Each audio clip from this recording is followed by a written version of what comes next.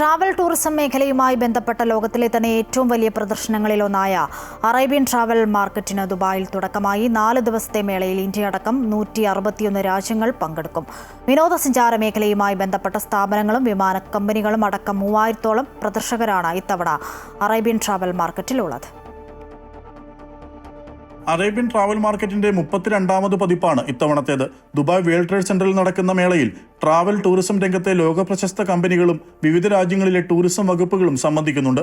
2800-ലേറെ പ്രദർശകരാണ് 4 ദിവസത്തെ മേളയിൽ പങ്കെടുക്കുന്നത്.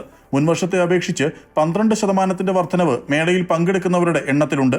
55,000-ലേറെ സന്ദർശകരെയാണ് മേളയിൽ പ്രതീക്ഷിക്കുന്നത്. ഇന്ത്യയിൽ നിന്നും കേരളം, ഉത്തർപ്രദേശ്, ഒഡീഷ, കർണാടകം, ഗോവ, ജമ്മു കാശ്മീർ, മഹാരാഷ്ട്ര എന്നിങ്ങനെ വിവിധ സംസ്ഥാനങ്ങൾ പ്രത്യേകം സ്റ്റാളുകൾ ഒരുക്കിയിട്ടുണ്ട്.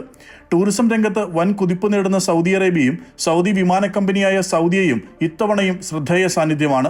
Air India express, Emirates, Qatar Airways തുടങ്ങി വിവിധ വിമാന കമ്പനികളും മേളയിലുണ്ട്. വിനോദസഞ്ചാര മേഖല ഉണർവ് നേടുന്ന ഈ കാലത്ത് അറേബ്യൻ ട്രാവൽ മാർക്കറ്റ് പോലുള്ള ലോകോത്തര പ്രദർശനങ്ങൾ നിർണായക പങ്ക് വഹിക്കുന്നുണ്ട് എന്ന് ഗോകേറ്റ് ട്രാവൽ ആൻഡ് ടൂർ സ്ഥാപകൻ സയ്യിദ് അമീൻ പറഞ്ഞു. നമ്മുടെ അക്രോസ് ദ ഗ്ലോബിൽ നമ്മളെ ട്രേഡ് പാർട്ട്നേഴ്സ് വരും, നമ്മൾ അവരായിട്ട് സംസാരിക്കും, പുതിയ പ്രൊഡക്റ്റുകൾ ഇൻട്രൊഡ്യൂസ് ചെയ്യും. So anyway we are here for the last 3 years and we can say that with confidence it gives a lot of boost to your business. May 1-നാണ് Arabian travel market പ്രദർശനം സമാപിക്കുക.